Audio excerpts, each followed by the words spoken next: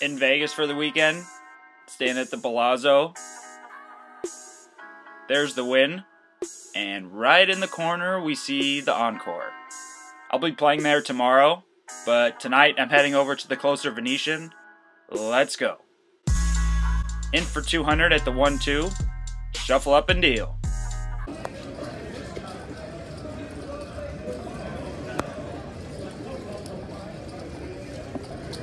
Starting things off with King-9 of clubs on the button, and see two limps right in front of me.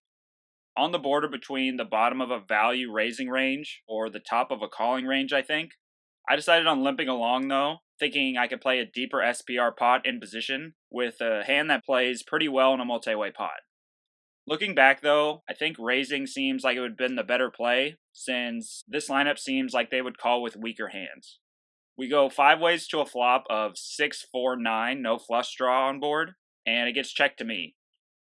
Very good flop for my hand, hitting top pair good kicker, and I put a big bet out there, getting one caller, whom already seems like a weak, loose, passive player. He already showed down with Queen-6 offsuit after limping a middle position with that hand, and then calling down with just second pair on an ace-high board, so never bluffing this player, strict value betting. A 10 of clubs comes on the turn, and villain checks. A bittersweet card because the main straight draw in 7-8 got there, and 9-10 also beats me. But I do pick up the flush draw. I decided to check back with some good showdown value, and I didn't want to get checked raised off such a good hand, which would be a good standard play, I would say, against most opponents. But this player looks like he's so loose that he might actually call with many worse hands, like draws of 5-7, 5-3, and 8-5, or weaker pairs like 9-8, 9-7, 6-8, or 6-7. So I would have liked to bet here for this specific opponent. Queen of clubs comes on the river, giving me a flush, and I bet 25 once villain checks, but he quickly folds. Thank you. I take down the pot, but not raising pre-flop or betting the turn makes this not the greatest hand I've ever played, but on to the next one.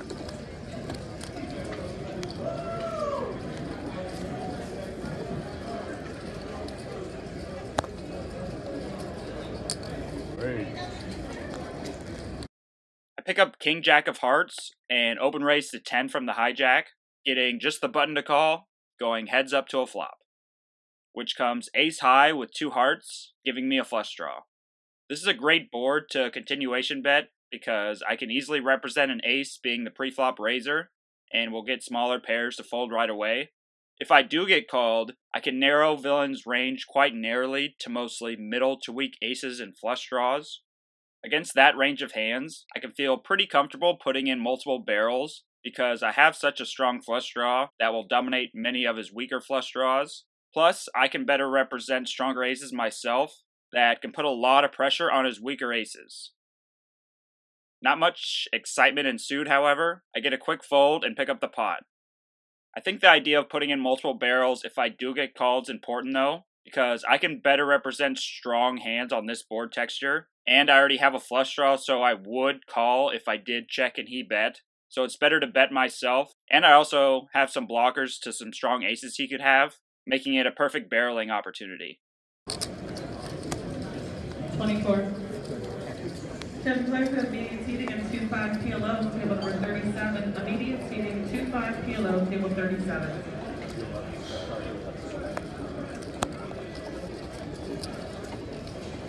Raise.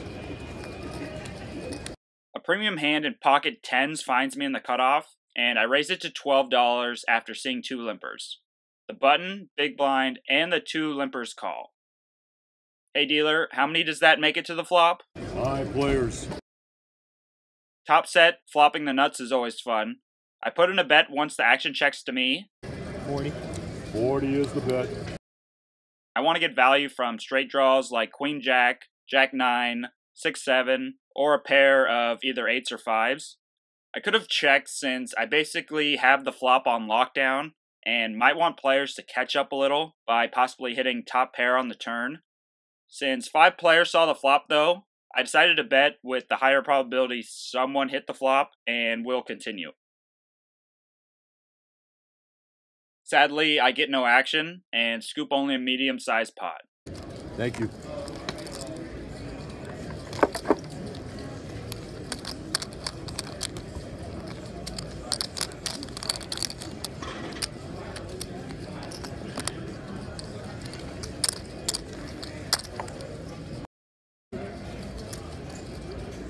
You can use for massage.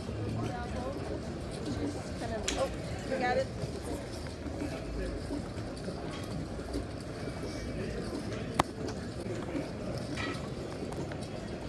Five. Now I'm in the big blind with ace queen of diamonds, and you hear that a small raise of 5 from the player under the gun.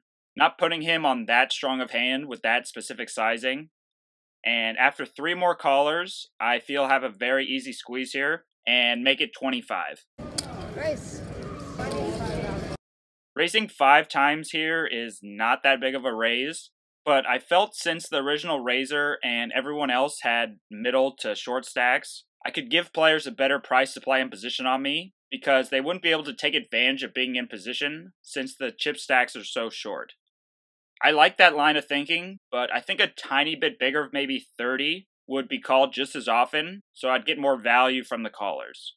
The original raiser is strangely the only player that folds, and a 4-way flop is coming. The stack sizes are so incredibly short now, especially with 2 of the players that have less than a pot size bet left, and the biggest stack is still only 3/4 pot effective. This means I'd be getting 3-to-1 odds against the 2 shorter stacks if they bet into me, and since ace-queen would usually be at worst 2 overs, I would be getting around 3-to-1 odds to call if I checked and faced a bet. This makes betting on almost all missed flops, even into 3 players, the best play, because I could possibly get folds by small pairs. Plus, I would want to deny an opponent's equity with hands like Miss Jack 10 also, because the pot's already so big. Some fold equity is better than no fold equity. So that was my plan, but I don't have to worry about it since I get bailed out with a great rainbow flop. Now I'm thinking that I'll get it in against an ace no matter what. It is just about getting the max from non-aces. I decide on checking because it looks pretty weak and a jack might think they're good and bet.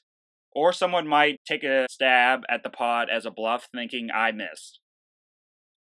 Action checks around, however, and then a 10 comes on the turn. King, Queen, Ace 10, and Jack 10 now beat me. The pot's too big to even really worry about it though. The small blind then goes all in for 47.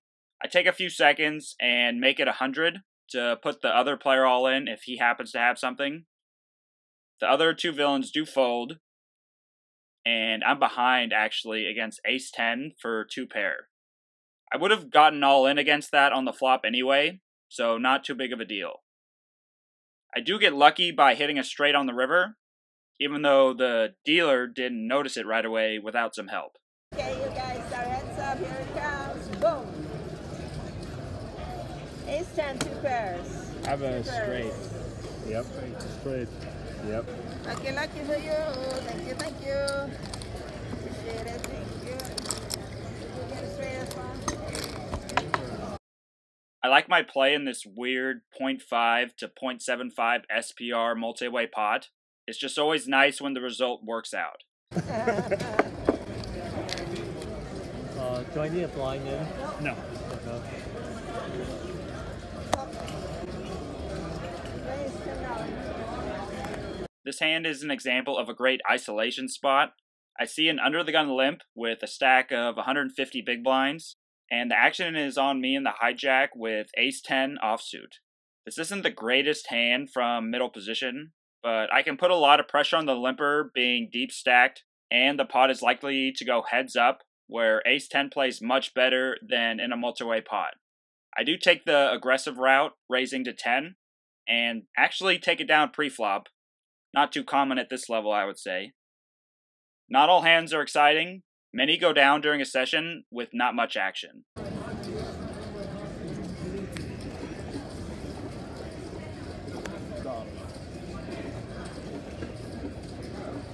Like this one, where I pick up pocket 4s in the big blind, call a raise of 6 from the button with the small blind coming along also, and then folding to a flop bet.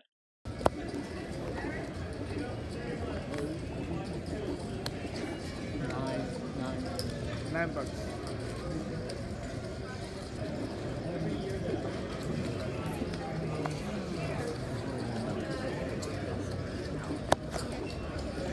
Oh, we're just playing one more hand.